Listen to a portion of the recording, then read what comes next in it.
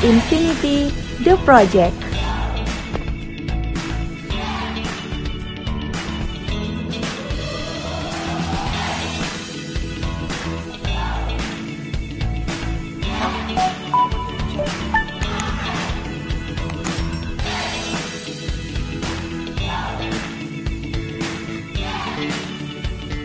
Hai, Assalamualaikum. Kalian apa kabar nih? Semoga selalu sehat ya. Oh iya, Sobat Infinity, kalian sudah pernah dengar belum?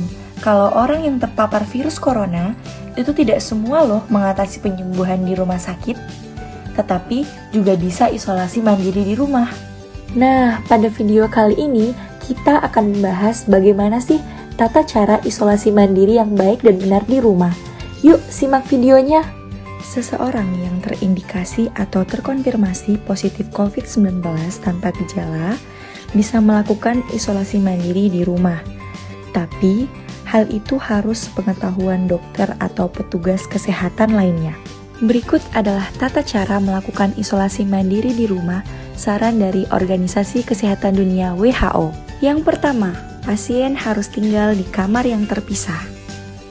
Jika hal ini tidak memungkinkan untuk dilakukan, maka jaga jarak setidaknya 1 meter dari pasien. Juga pasien dan orang lain di ruangan yang sama harus memakai masker medis. Yang kedua, sediakan ventilasi yang baik di kamar pasien dan ruangan bersama.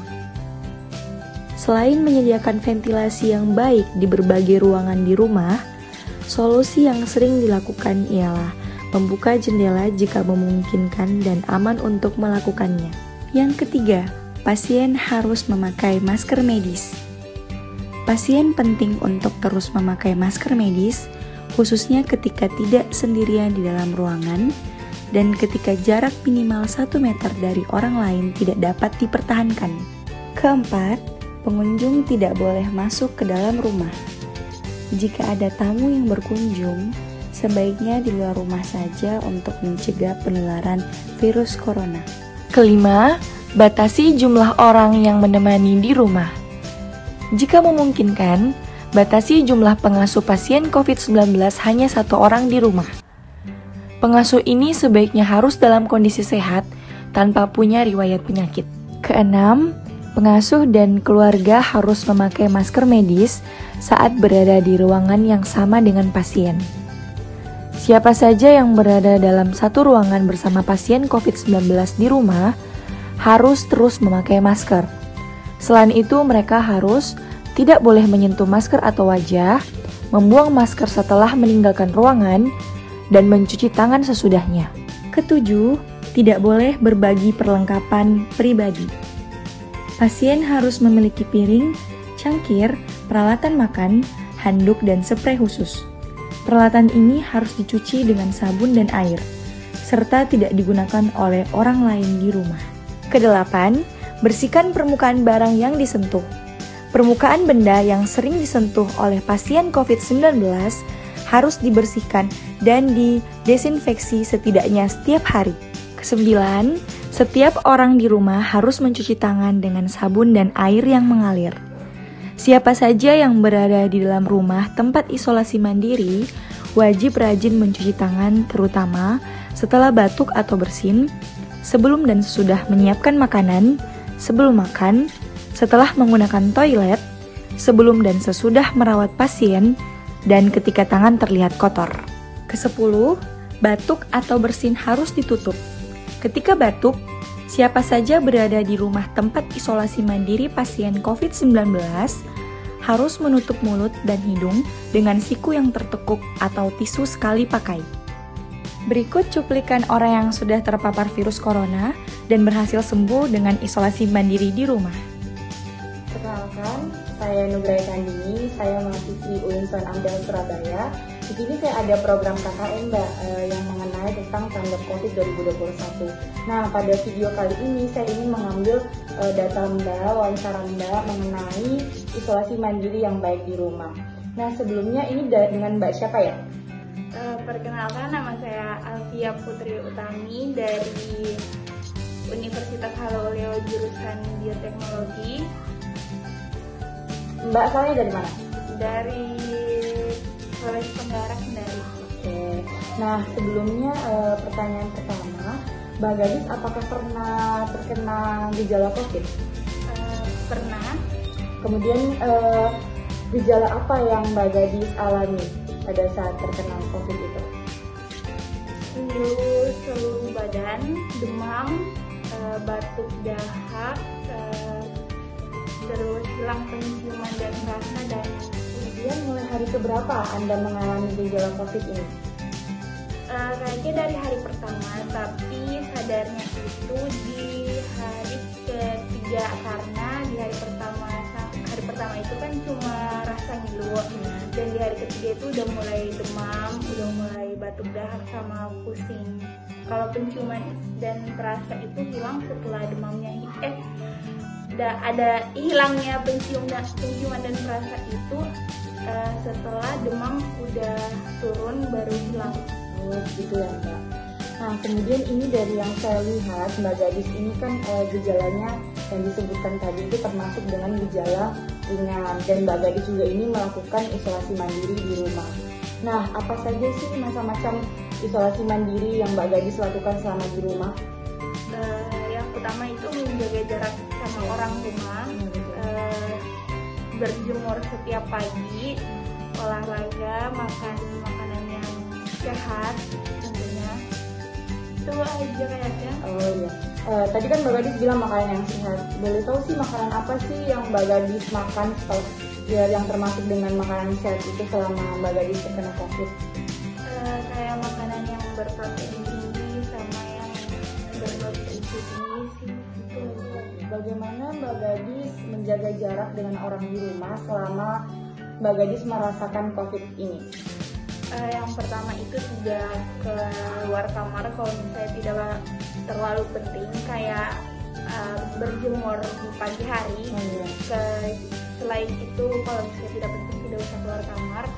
Sama piring makan, gelas, sendok, dan lain-lain peralatan untuk makan lah. Sama obat itu dipisahkan dari piring makan keluarga, gitu aja.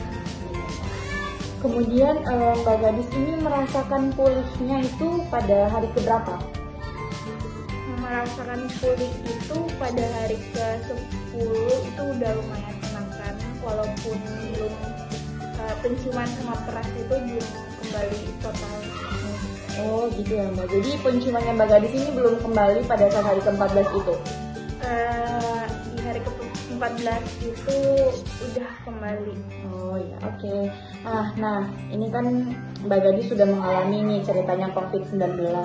Nah, apakah sampai sekarang Mbak Gadis masih merasakan efek samping dari COVID-19 ini? Seperti apa itu Mbak efek sampingnya? Kalau merasakan efek samping pasti ada. Efek sampingnya itu kayak lebih sesak sama lebih cepat capek. Lebih mudah merasa lelah ya Mbak? Iya. Oke Mbak, ini pertanyaannya sudah cukup untuk wawancara pada sore hari ini. Terima kasih Mbak Gadis telah meluangkan waktunya. Semoga sehat selalu. Mas, perkenalkan saya Erdina Fadli, saya dari mahasiswa UIN Sunan Ampel Surabaya.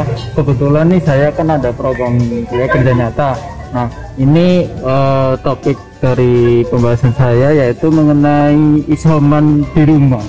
Nah, kebetulan saya lihat-lihat di sekitar sini banyak orang-orang yang patuh sama prokes. Mau tanya nih Mas, sebelumnya dengan Mas siapa ya? Ya, perkenalkan nama saya Aryan Raga, saya dari Sidoarjo. Oh, dari Sidoarjo, dekat sini ya Mas ya?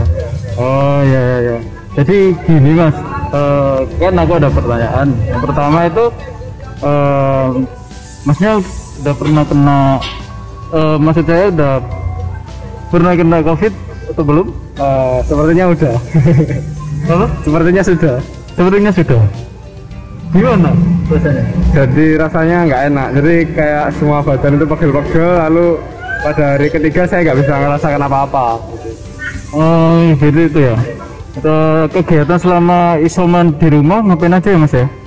Untuk kegiatan isoman saya lebih banyak menghabiskan waktu buat nonton film sih. Oh, nonton film. Apakah itu dari kegiatan itu bakal meningkatkan imun tubuh? Soalnya dengar imun tubuh kita tuh bakal meningkat kalau kita itu fan-fan aja, kayak apa, bahagia banget dan nggak ada pikiran yang terbebani seperti itu. Apakah benar, Mas? Ya, itu sangat benar sih. Jadi sebenarnya imun itu bisa meningkat dari gimana cara kita berpikir gitu. Jadi kalau kita berpikir kita sehat-sehat saja, kita juga akan sehat terus seperti itu. Jadi dengan nonton film juga saya merasa happy. Ada lagi sih Mas pertanyaannya, kegiatan apa aja yang dilakukan di rumah selama isoman? Nah, untuk kegiatannya saya sukanya nonton film, terus memperbaiki ibadah saya, dan ya gitu aja mungkin. Apakah ada hal yang membuat bosan Mas selama isoman di rumah aja? Banyak sih, banyak hal sih yang membuat saya bosan. Tapi saya juga nggak bisa apa-apa kan, saya juga harus berempati kepada orang-orang. Jadi saya meskipun saya tidak terasa sakit apa-apa, saya harus jaga diri di rumah. Apakah ada perubahan dari diri sendiri selama isoman, Mas? Nggak banyak sih Mas, kalau perubahan dari diri sendiri. Mungkin saya lebih berhati-hati aja untuk kedepannya, untuk taat prokes dan menghindari keramaian. Kalau boleh tahu berapa lama melakukan isoman di rumah dan efeknya setelah melakukan isoman selama itu, dalam kurun waktu yang panjang itu, apa efek yang dirasakan ke depannya? Oh, jadi saya isoman selama 10 hari. Jadi setelah isoman itu ada namanya pasca kita sakit COVID itu. Jadi lebih gampang ngantuk sama pegel-pegel. Jadi melakukan sedikit kegiatan gitu udah pegel gitu, padahal aslinya nggak kayak gitu. Cuman mudah pegel aja gitu, sama mudah capek. Seperti itu.